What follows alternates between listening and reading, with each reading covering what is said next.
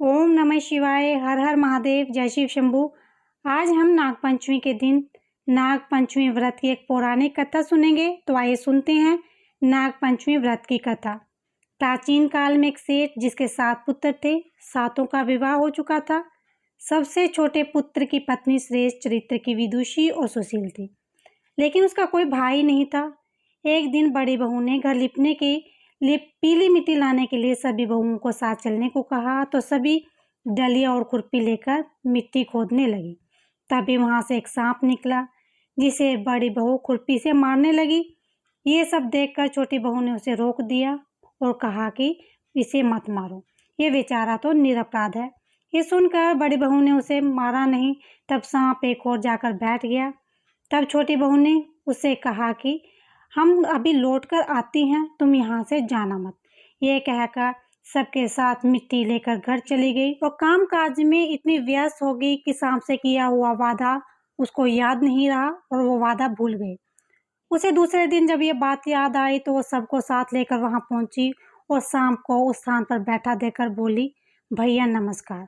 सांप ने कहा, तू भैया कह चुकी है, इसीलिए तुम्हें छोड़ देता हूँ, नहीं तो झूठी बात कहने के कारण तुम्हें अभी डस लेता। वह बोली, भैया मुझसे भूल हो गई, क्षमा मांगती हूँ।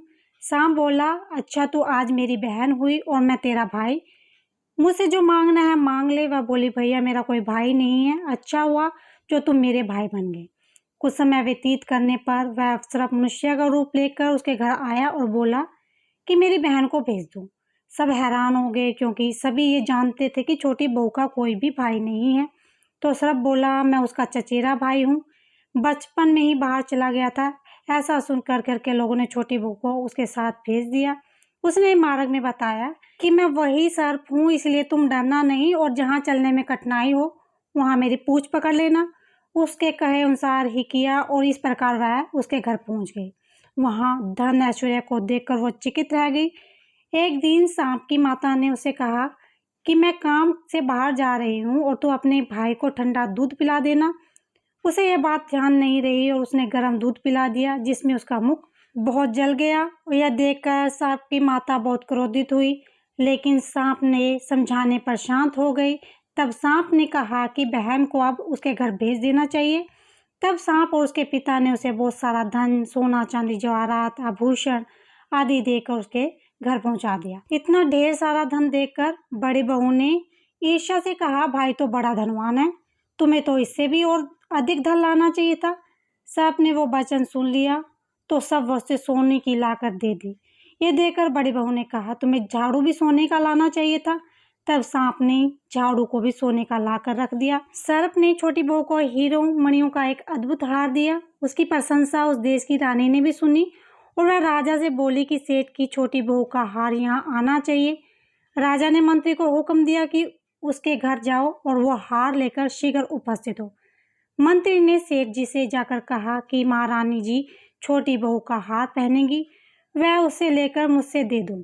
सेठ जी ने डर के कारण छोटी बहू का हार मांग कर दे दिया। छोटी बहू को वह बात बहुत बुरी लगी। उसने अपने सर्प भाई को याद किया और आने पर प्रार्थना की, भैया रानी ने हार छीन लिया है, तुम कुछ ऐसा करो कि जब वो हार उसके गले में रहे तब तक के लिए वो सर्प बन जाए और वो जब लौटे तो वो हीरों का और मणियों का हो जाए। सर्प ने कहा, ठीक ऐसा ही होगा। जैसे ही रानी ने हार पहना, वह उसके गले में सांप बन गया। यह देखकर रानी चीख पड़ी और रोने लगी। यह देखकर राजा ने सेठ के पास खबर भेजी कि छोटी बहू को तुरंत भेजो। सेठ जी डर गए और छोटी बहू के साथ स्वयं राजा के सामने उपस्थित हुए। राजा ने छोटी बहू से पूछा, तुमने क्या जादू किया है?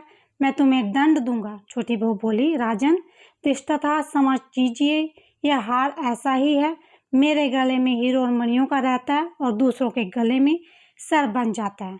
यह सुनकर राजा ने यह सर्प बना हार उसे देकर कहा, अभी पहन कर दिखाओ। छोटी बहू ने जैसे ही वो हार पहना, हीरे और मणियों का हो गया। ये सब देखकर राजा को उसकी बात पर विश्वास हो गया। उसने प्रसन्न होकर उसे बहुत सी मुद्राएं दी। छोटी बहू अपने हार और उनसे मुद्राओं सहित घर लौट आई। उसके धन को देखकर बड़ी बहू ने ईर्ष्या के कारण उसके पति को सिखाया कि छोटी बहू के पास कहीं से धन आया है। यह सुनकर उसके पति ने अपनी पत्नी को बुलाकर कहा, ठीक ठाक बता कि यह धन तुझे कौन देता है। तब वह सर्प को याद करने लगी। तब उसी समय सर्प ने प्रकट होकर कहा, यदि मेरी धर्म बहन पर आचरण पर संदेह प्रकट करोगे तो मैं उसे खा लूँगा। ये बात सुनकर छोटी बहू का पति बहुत प्रसन्न हुआ और उसने सर्प देवता को बड़ा सत्कार दिया। उसी दिन से नाग पंचमी का त्योहार मनाया जाता है और स्त्रियां सांप को भाई मानकर उनकी पूजा करती हैं। बोलो नाग देवता की जय, विष्णु भगवान की जय, शिव शंभू भगवान की जय।